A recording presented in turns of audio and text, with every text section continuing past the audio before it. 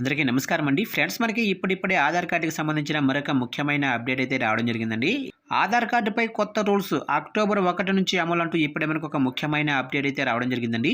అయితే ఇందుకు సంబంధించిన పూర్తి వివరాలు అయితే మన వీడియోలో తెలుసుకుందామండి. అంటే ఆధార్ కార్డుపై ఆ కొత్త రూల్స్ ఏంటనేది మన వీడియోలో క్లారిటీగా తెలుసుకుందామండి. వీడియో మాత్రం ఎక్కడ స్కిప్ చేయకుండా చూడండి ఫ్రెండ్స్. అప్పుడే మనకు పూర్తి సమాచారం అయితే తెలుస్తుంది ఫ్రెండ్స్.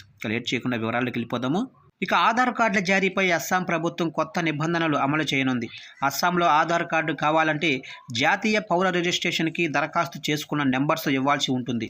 అక్టోబర్ 1 నుంచి ఈ కొత్త విధానం అమల్లోకి వస్తుందని అస్సాం సీఎం హేమంత బిశ్వ శర్మ తెలిపారు. ఇక అస్సాంలోకి అక్రమ వలసలను అరికట్టడంలో భాగంగా ఆధార్ కార్డుల జారీ విషయంలో కఠినంగా వ్యవహరించాలని నిర్ణయించినట్లు చెప్పారు. రాష్ట్ర జనాభా కంటే ఆధార్ కార్డు దరఖాస్తుల సంఖ్య ఎక్కువగా ఉన్నట్లు తమ దృష్టికి వచ్చిందని హేమంత శర్మ అన్నారు. అనుమానిత వ్యక్తులు ఇందులో ఉన్నట్లు కనిపిస్తుందన్నారు. ఇక అందుకే ఎన్ఆర్సీ దరఖాస్తు రసీదు నెంబర్స్ ఇవ్వాల్సి ఉంటుందన్నారు.